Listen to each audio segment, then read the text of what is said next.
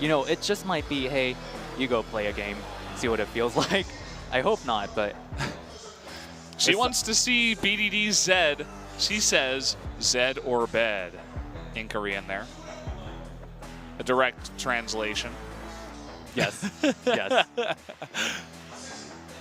Not sure if BDD wants to party so hard in this match, or given the summer split, actually, BDD's a 1 win and 3 losses on Zed. So. They actually blue side banned Caitlyn.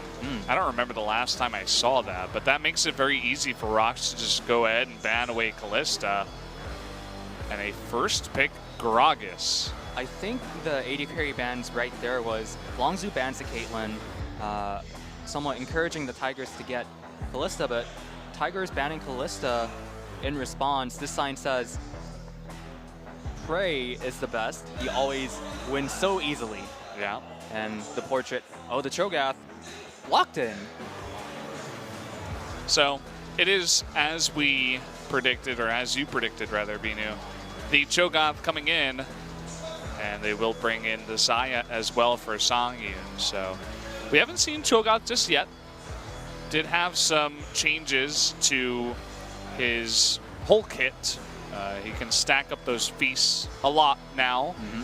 And he, you know, I think it's like less mana on his Q. His silence is, it lasts a little bit longer. And there it is. He had a little cameo in the Maokai video, but now he gets a little highlight of his own. It's a little, it's the pretty Cho'Gath big. Is coming in and, again, focusing on Mighty Bear. I mean, that has to be the reason why they put him in. He shares way too many champions with Seonghwan. He has to bring in, you know, that must be the only reason. He's going to do something new. And meanwhile, Khan getting his Jace, not the best sign for ROX Tigers. Yeah, not the best start here for this team.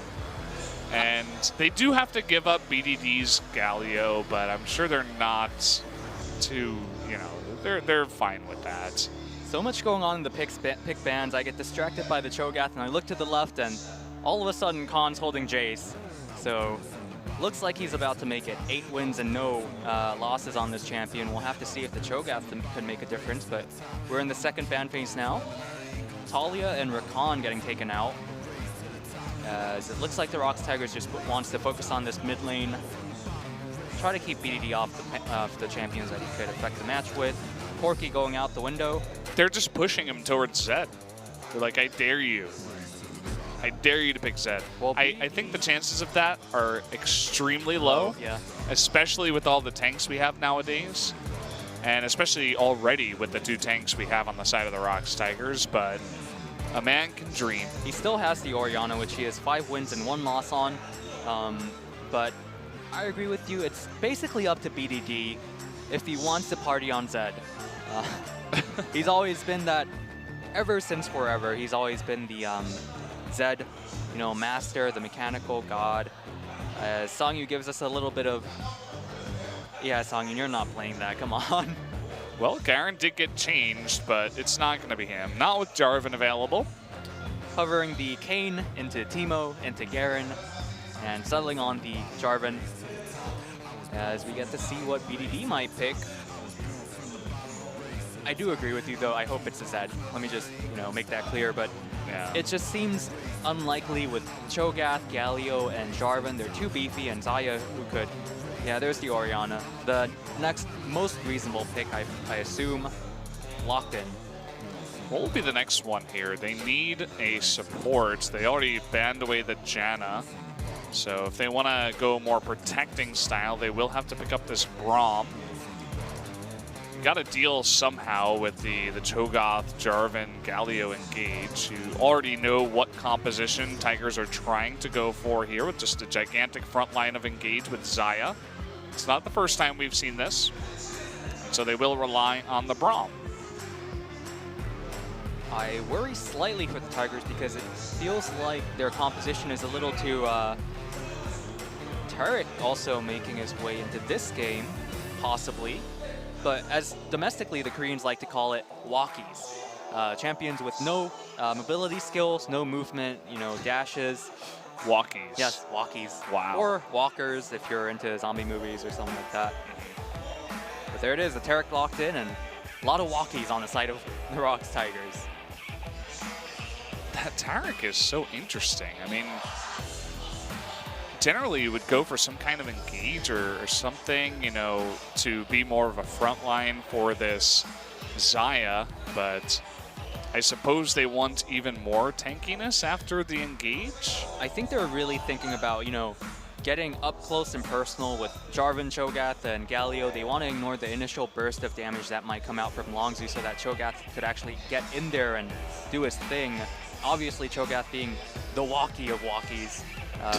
I really like that term. I'm starting to really, you know, get fond of it. But Tarek confirmed walkie-talkie. He needs a little bit of help, right, Cho'Gath? Me personally, I would have liked to see something that either speeds up the Cho'Gath or offers a little bit of mobility from like a third source. But the Tarek makes sense here, as he does still offer a stun and healing, sustain. Yeah, I mean, again, he got buffed a little bit, as did Cho'Gath. So trying to make the most of these recent changes, I suppose, but pretty solid composition from the side of Longzhu as well. We didn't talk all too much about it. Khan gets his Jace, nice bit of poke damage. Once the Tristana gets high enough in levels, if they're ahead, they're gonna have so much poke with Jace, Orianna, Tristana, it's not even gonna be funny. And then they have nice engage with Braum and Gragas as well, good disengage too, to deal with this very tanky, you know, getting down and dirty lineup of the ROX Tigers. So we'll see if ROX Tigers can come back. I think it's going to be a very hard feat, but it'll have to start here on the Rift as we jump into game number 2, the ROX Tigers versus Longzhu.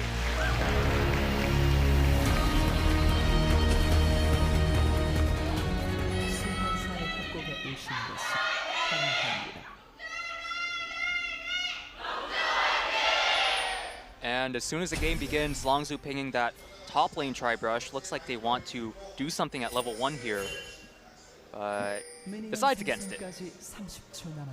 Well, we all know what happens when Jace players go for acceleration gate first and run up into that particular brush. People get in trouble, but we won't talk about that here, as it seems like he almost definitely did not go for that acceleration gate. They were just going for a play, but Linderon got there in time. Well, they were pinging the tri-brush and ran up there, didn't put down any wards, just kind of looks like in the middle of it, somebody said, hey, let's not do this. And that was the end of that. Although they are posturing as if they want to get a little bit more, specifically onto this Raptor camp. They have a trio of champions here that could definitely steal a bunch of the small Raptors. And it will affect Cho'Gath's original path, as he is starting on the red. So I'm just going to use Khan and Cuz, the duo that we all know and love, to help out Cuz and have him steal almost all these Raptors, or maybe just all of them. There you go. ROX taking all the little Raptors on the bottom side, or you know, the opposite side of the jungle, but Cuz a little bit ahead as he did clear the full camp. And they should know where he is. I mean, he just showed his face after eating the Raptors, so ROX Tigers at least have that early knowledge.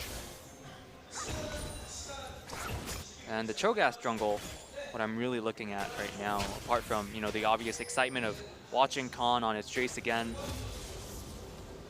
pushing out Linderong early on already. Yeah, you can see what he does. I mean, he takes Shock Blast first, he walks past the minions. What is Jarvan really going to do?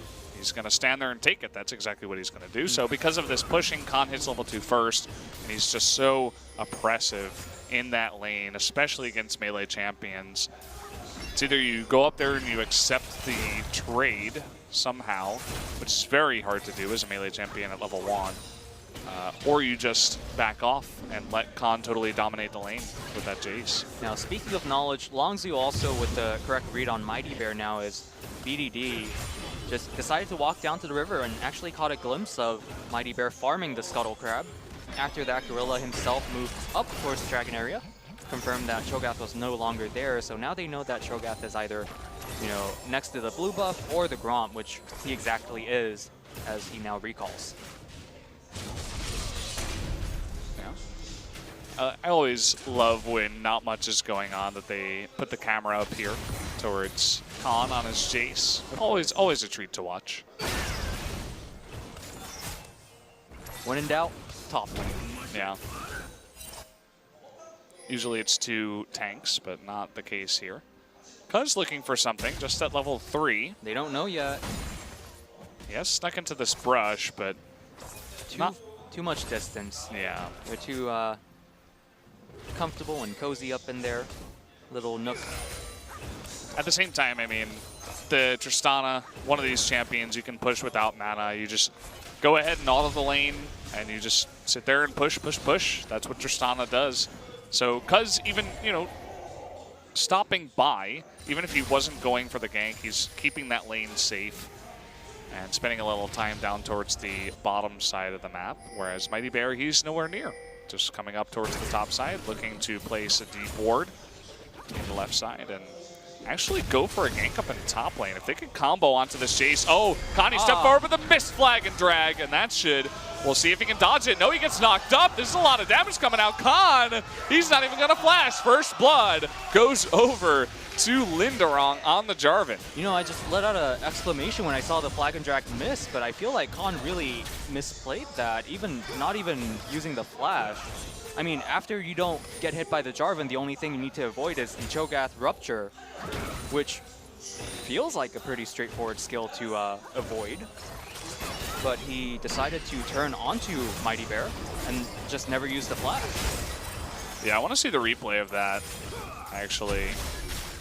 Let's go ahead and watch again. So you can see that the flag and drag misses, but he silences into the knock-up, so no flash can come out. And Khan just trying to dodge it, which means that he has to go towards those other guys and just take a lot of damage. The changes to Cho'Gath's E means that it does a lot more damage in a short period of time.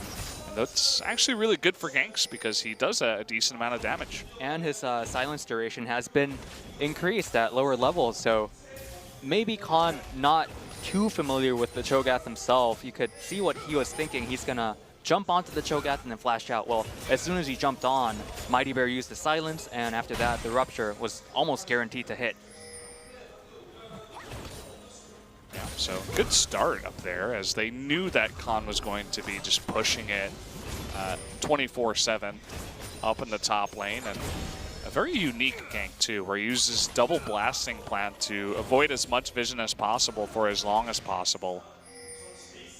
And yet, Khan's still up in CS so far. He even invests in a control ward to make sure that doesn't happen again.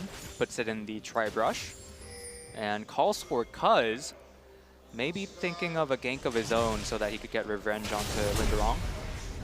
Even the Shock Blast, you could see what he's trying to do. He wants to get him low and tender so that Chef Gragas could go up there and cook him up. Yeah. Is that a skin, actually, Chef Gragas? I think it is.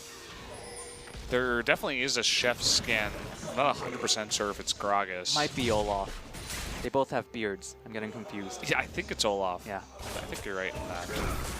But yeah, it's going to be hard to kill Linderong here, especially Ninja Tabby picked up. He's extremely tanky towards the Jace, which is where most of the damage is supposed to come out of, especially when Gragas is not level 6, doesn't have his casks, so they don't commit to trying to dive the turret or anything like that.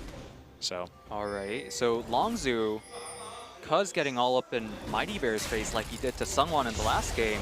Although, if you remember correctly, they actually, lost out a kill because they, overstayed their welcome, and I like what they're doing. I like how they decide, we don't need to be here. It's a little bit too dicey, especially with that Galio in the mid lane. He could heroic entrance at any time. So, giving ROX Tigers the respect they deserve. And a stun that doesn't hit anything. Yeah, it's pretty hard to line that up, even though it did get a slight buff. Not really working out in this game. Galio was moving downwards just for a moment, so I thought he might, actually make something really happen there, but still waiting. Here comes Mighty Bear too, actually, all the way around. He was not spotted. He's going to ping that red buff. He wants to go in there first, but Cuz right now is recalling. He's not on the map, and so Mighty Bear will at least get that red buff, and he's going to be on the bottom side. You were talking about Galio. Here he comes. They're thinking about a play. But Cho'Gath isn't really in position just yet. He's actually not taking the red. He's waiting. And so I wonder how long he's going to wait. I mean, he's been here for like 20 seconds. Okay, there we go. He has that feast, and if Cuz gets low enough, he might just unload his full combo and try to feast him. Yeah, they're looking for the silence. Oh, but the cast comes out a millisecond before the silence.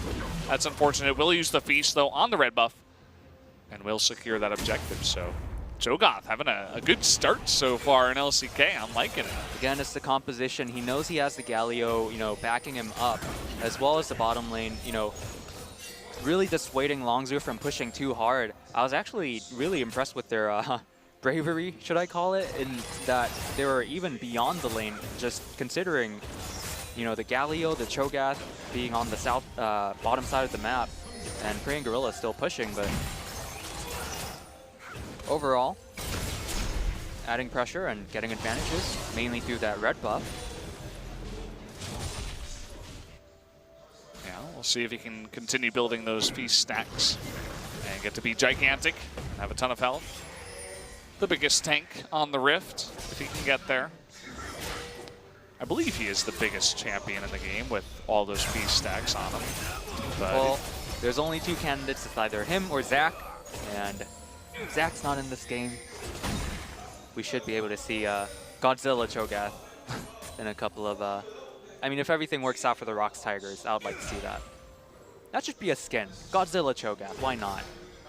I like that idea, I have to say. But hopefully someone from Wyatt is watching, and maybe they can put that in. Especially as Cho'Gath gains some more attention as he's back in the meta. The only reason why I could think of not having Godzilla Cho'Gath is copyrights. I'm actually not sure who owns the Godzilla copyright. But you can make him like, I don't know, like Godzilla or something. Yeah. Not exactly that, but it's because it's too obvious, but make him even just Dragon Cho'Gath, even though I think he's already some kind of dragon. Just make him look like Godzilla. That's all we want. Now Mighty Bear going into the enemy blue side jungle. The tables have turned.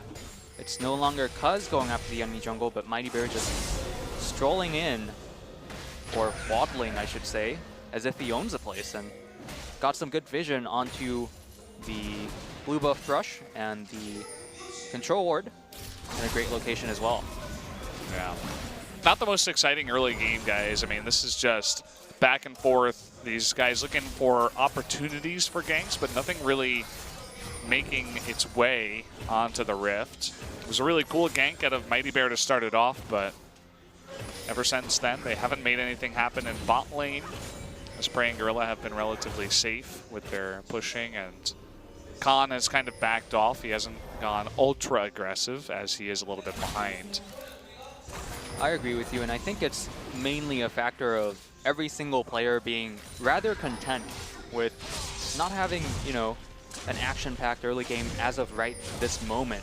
Cho'Gath, he wants to farm, Galio wants to farm, and Khan and BD, I'm sure they're really comfortable with the picks they have as well, so not really dying or not really too pressured to make anything happen as of this instant. And Key and Gorilla, support say hi.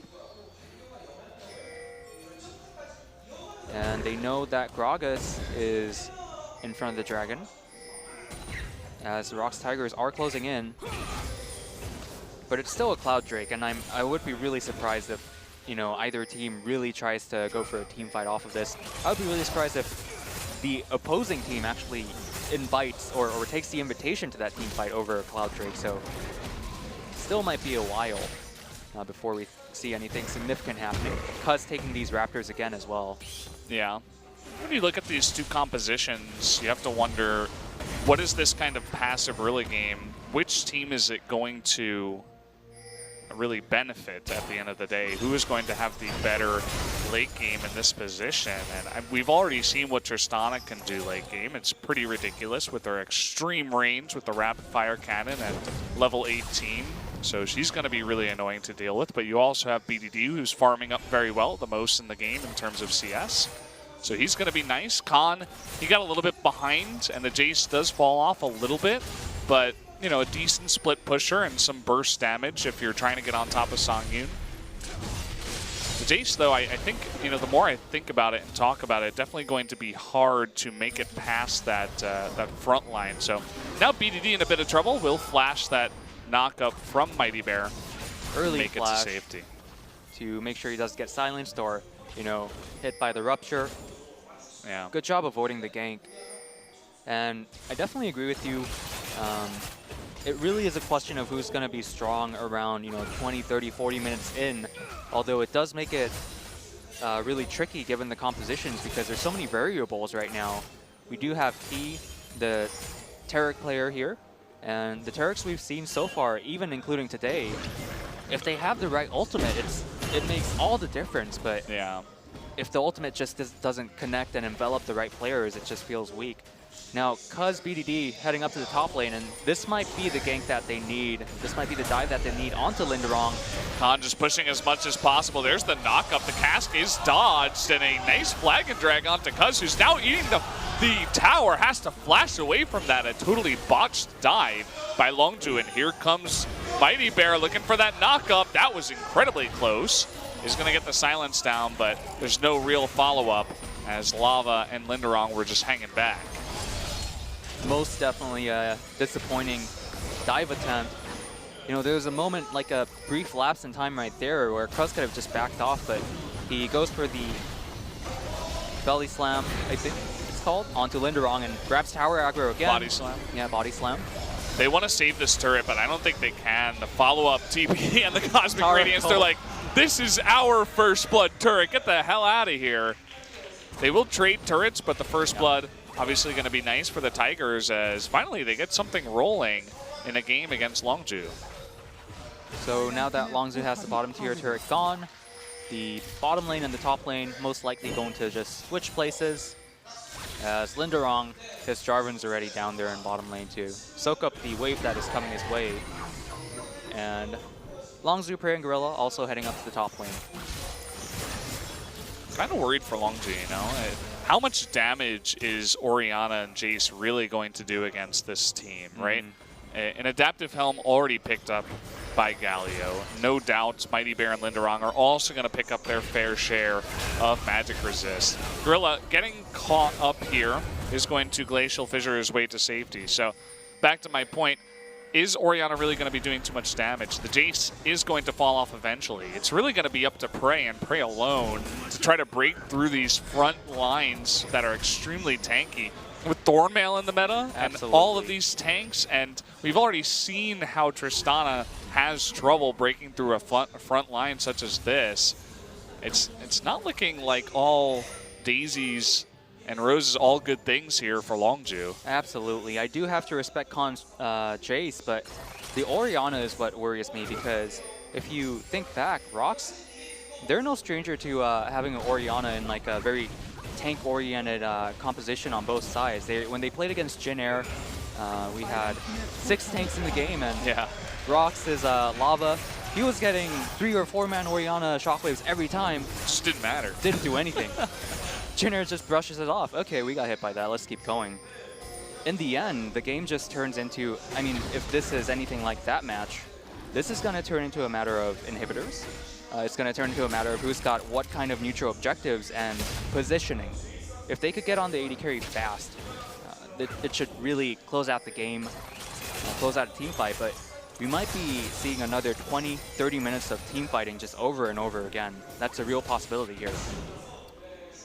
Yeah, I think it was definitely up to Longzhu to try to get an early lead in the lanes, to try to use what damage they had through the 20-minute, 30-minute mark, as you were saying before, and just try to snowball a bit. But the Tigers have effectively stopped the snowball and the avalanche. They're just trying to slow down this game as much as possible. They get the one gank, they shut down the Jace, and after that, it's just been counter ganks, trying to keep everybody alive, just trying to farm as much as possible, trying to make it to a late game, because we were talking about Jin Air versus ROX before.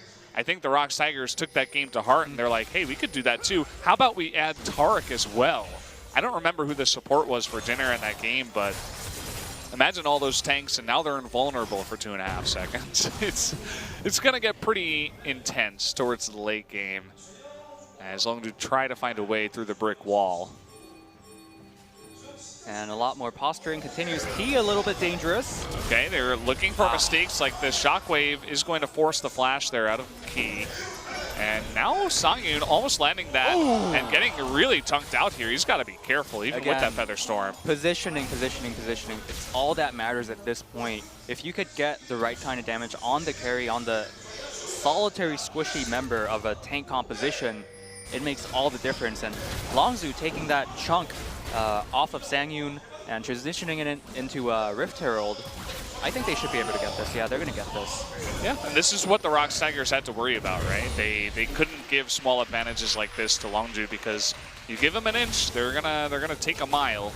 And so let's see what they can snowball out of this Rift Herald. Sangyun actually wasn't able to go back home. He's still really low on both health and mana. So just trying to stick by. He doesn't even have his ult. In comes Linderong as well as Galio, but they're able to get out of there pretty easily. Cosmic Radiance coming in as well, and now Lava all alone. Don't really have the damage to get through them. That's a nice shockwave, but again, no follow-up. Linderong super low, but the Shock Blast goes an inch wide and cannot pick up that kill. Now Mighty Bear all alone in the front. You can see just how tanky these guys are. They don't necessarily die, but at least ROX Tigers were able to push them back. With the help of the Rift Herald as well, they do take down mid-turret. That was actually a 4 versus 5, if I'm not mistaken, because Prey was so late in joining the fight. I mean, he rocket jumped in, tried, putting some auto attacks onto Mighty Bear, but very impressive from the Longzhu, squad, the 4-man squad to actually take on that fight. Let's take a look at it again. I think Sangyun was, for the most part, out of the fight as well. True. I mean, this was basically Linderong trying to get in, and after that first engage didn't go well, they just turned onto the Rift Herald. So and look at BDD and how close he is to the Cho'Gath.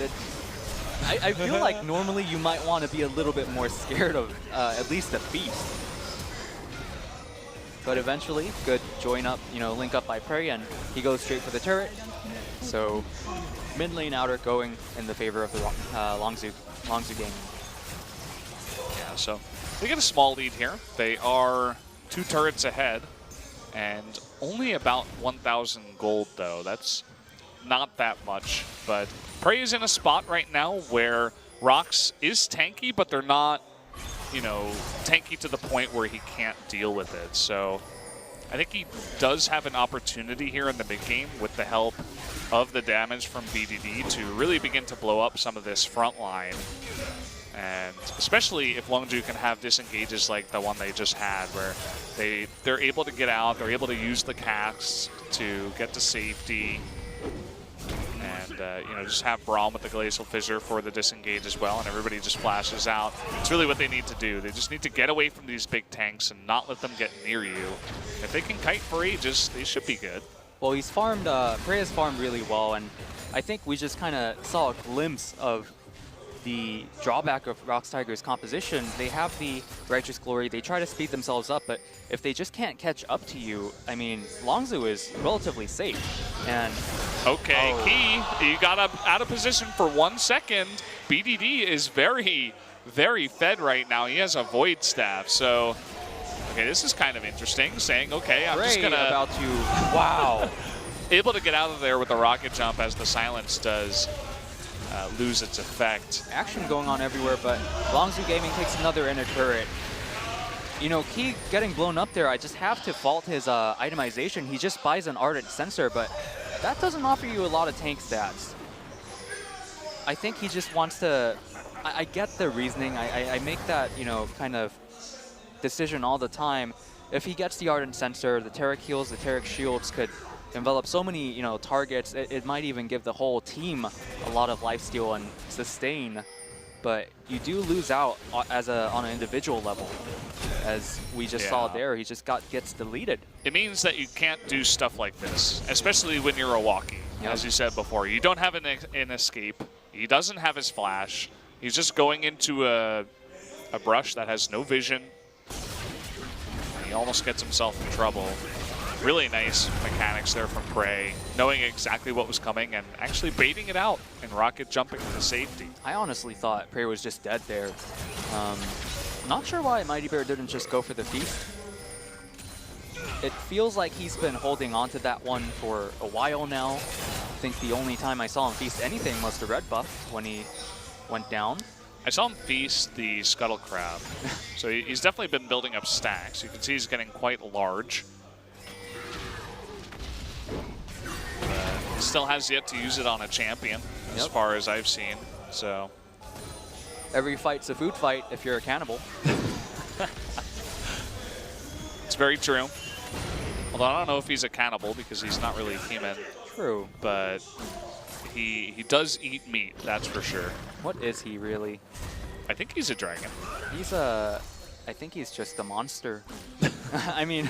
A monster from the void, perhaps? Yep, yep. Oh yeah, there it is. A void creature. Void monster. And engaged by lava. Okay, they're trying to get on top of Songyun here. Good nice shockwave. Key almost goes down, but look at the damage in the back. Songyun, once he comes back from that Feather Storm, he's forced to flash away. Cannot follow up with that damage. Now the rest of the ROX Tigers are on the run. Tristana's going to rocket jump forward. He's going for it. What's that kill? He gets one. He's going to jump it again. There's the second. Coming in from behind. Here comes Khan too. The rest of the ROX Tigers are routed out of this fight. And Prey coming in from behind. The big guy on campus makes it in. And the Feast comes in. He finally uses it, but it's on a Braum. A little bit too little, too late. Can they finish? They've got about 20 seconds. I think they can. Yeah. It's only going to be the Tarek. This is going to be an extremely fast game just because of getting aced there with your inhibitor turret only alive. And wow, okay. That game had basically no action for the longest time, and then one team fight, one mistake out of the Tigers, and Longzhu is going to be able to shut them down and take the 2-0 victory tonight. As ROX Tigers, they're trying to do whatever they can, but they're just trying to make BDD's KDA a little bit better, and the rest of the ROX, or rather Longzhu as well. There's the 2-0, down goes the Nexus, exactly as we expected BDD, or Binu. BNU, I guess. Yeah. Hammer to the face to close it out. And I just have to, if I were to point my finger, I would point my finger at T's itemization. He just wasn't tanky. He got caught out, and maybe if he was a little bit, you know, he had a bit more health or resistances, Orianna wouldn't have chunked him out so heavily. It's not like BDD got super ahead either, you know? But in the end, we had so many tanks. We had the makings of like a late game team fighting over and over again, that type of scenario, but that's all it took. And I think that was actually the fastest match we had tonight. It was about 25 minutes, and it was definitely the fastest tonight. I don't know about the fastest of all time, but definitely a very, very fast one. And the ROX Tigers, they tried. Yeah. They swapped out junglers. They were trying different compositions on the blue side and then the red side. The Tarek is kind of underwhelming to me. You know, it has to be played so carefully and so well, right? The timing it has to be impeccable. You have to basically be like just a timing god in order to make that pick work, and your positioning has to be excellent as well. Not something we saw tonight, that's for sure. The Mighty Bear substitution really, you know, meant for the Cho'Gath jungle, and I would have also liked to see what happens if ROX Tigers actually want with the Cho'Gath jungle. Does Longzhu ban it, or do they take it for themselves? I mean, the match is over, so it's little point mentioning this, but Cuz has also been playing that Cho'Gath jungle as well. Everybody picking it up, seeing what they can do with that pick. Let's take a look at some of these plays. So Mighty Bear, he had a nice little gank up in top. Very well played, in fact. Even, well, not that, but Mighty Bear did a good job. The silence, so huge into the rupture, and even after Khan doesn't get hit by the flag and drag, it does lead up to a kill. It was a good moment for the Cho'Gath jungle, but after that, I don't think he was particularly impressive in other moments. It's like half the team is dealing with the Rift Herald, and half the team is going in alone. It's like just lack of communication, and they lack of teamwork for ROX Tigers. You know, you can look at compositions, you can look at, you know, strategy and stuff like that, but at the end of the day, like even the fight in game number 1 where they just let Prey run rampant, it's like there was no communication, nobody to follow them, and Tarek ult is just going away as everybody is disengaging. Exactly. It's just all over the place right now for the ROX Tigers. It just felt like the wrong, you know, idea, the wrong behavior to go with, given the composition, because if he's the first one to get chunked out every single time, how's he gonna use the Tarek ult, right? You need to be in range for that. And BDD Again, another 7.3k, you know, doing the highest damage in the game. I wouldn't be surprised if he just gets a solo MVP tonight. And looking at his score, 206. So his KDA continues to climb. It's pretty ridiculous how consistent this guy can be. Consistently perfect, right? I don't want to say his play was perfect, but he doesn't die. Against these lower level teams, he's just like, no, I'm just not going to die. I'm not going to make any mistakes. So reliable. Yeah. That's what you need in the mid lane, right? That's why SKT was so good for so long. They had reliable Faker to always carry from the mid lane. Anyway, that's a topic for another time. I'm going to throw it over to Ji-sun for the translation. Hi, we have BDD for the MVP interview.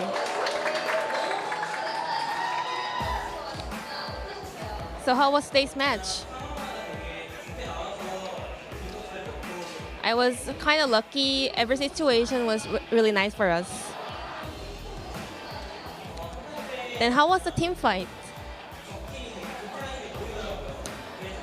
I could see the enemies were in a hurry, so we capitalized on it.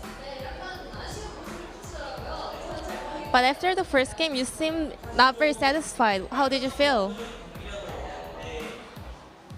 I wanted to perform more perfectly, but I couldn't, so I wasn't really satisfied. In which part? I think our teamwork wasn't really perfect. What was your plan with the Morgana? So we predicted the Rakan support, so we used Morgana to use E. So I thought it was a counter pick as a shield from the Rakan CC, so we used it. And you're the one with the least stats among all LCK players. I just stay away from the useless fights. Who would you like to pick as the MVP for the second set? I think Prey. Then let's check out the VCR. Well, here we go. Checking out the MVP for Game 2. It's BDD again. With 100% kill contribution, his shockwaves are a thing of beauty as he plays out just another pick extremely well. 1,100 points means he's tied with Smeb, I believe, right behind Kuro's 1,200. And just looking at how these teams are playing, I feel like it's either going to be Smeb or BDD at the end of the season. But back to the interview. So it's BDD again.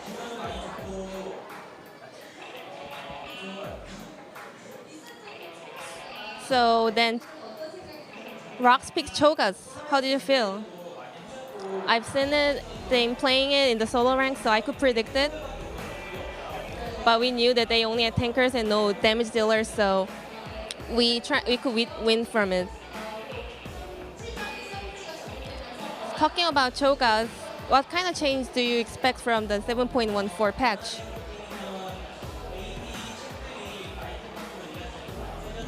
I think AD carry will become more stronger due to the item buff, but we're still working on it, so I'm not really sure. What do you think about the LCK teams in rank competition? I'm not really thinking about other teams. I'm just trying to fight well and stay in the first place. Then last word for the season. We're going to keep on our perfect conditions. Thank you for your support. Any ceremonies for today's win? And this was the end of the interview. Thank you for listening. BDD going for that. I mean, he's done it before. That's his go-to ceremony, it seems. The gun to the bullet to the dome. I just love how they're like, oh, can we have a ceremony? Okay. All right, see you later, bye. Slightly suicidal in my opinion, but no, you know, if you're a Longzhu fan right now, suicidal is the last thing you're feeling. Longzhu back on top, and look at the points. Another 2-0 victory. You know, KT Rolster, Smeb, or Score said, I want to really catch up in terms of points because I don't want to be tied with these guys and lose out just because of the point difference. Well, sorry, Score. Longzhu, another 2-0 victory. I think that makes it their fourth 2-0 victory in a row and a 6-game winning streak. Wow. 17 points. And they're getting so close Longzhu stamping their name onto the summer split. Yeah, if I had to pick one team right now to win all of LCK, with SKT falling out and Longzhu looking slightly more solid than KT and Samsung looking a small rung below them, I have to put my eggs in the Longzhu basket from right now. You know, my words could definitely come back to bite me if we see Longzhu face off against some of the stronger teams, you know, such as KT, such as Samsung, and they have a hard time. But as of right now, from this moment right now, I would have to say that Longzhu is looking the best. So Well, what are you thinking? Speak of the devil, Brendan Valdez, because Longzhu's next 3 matches, BBQ, KT, and Samsung. So you might expect them to take out BBQ really fast, but that's really just for the comfort of the cushion, right? They want to get ahead. They want those extra 2 points so that when they do face off against KT and Samsung, you want a little bit of leverage. Hey, you want to go in there as confident as possible on a 7-series win streak, and I think they can obviously do that. They made quick work of the ROX Tigers tonight, so I think they should do the same against BBQ unless we have some crazy upset. But yeah, as you said before, the big matches are the ones at the end. Like literally match number 90 I think is Longzhu versus Samsung. Exactly. So it's going to be a lot of fun. We might even have a tiebreakers coming back tonight or that night. As it is on a Sunday, we will be seeing the Samsung versus Longzhu match as it happens, and if they end up tied, we might even have a 5th and 6th team down here at the Nexon Arena. It's definitely possible. Right now, it's the fight for the top, and then like the fight for the middle. You know, for that wild card spot, for spot number 5. So, Binu, it was a lot of fun having you on the desk. You know, just coming in and filling in. Thank you very much once again. As Crumbs unfortunately was sick today, wasn't able to make it. Me personally, I can't wait to have Crumbs back, but thanks for having me, and that's it for us. Yeah, Thanks for watching. We'll see you next time here, guys.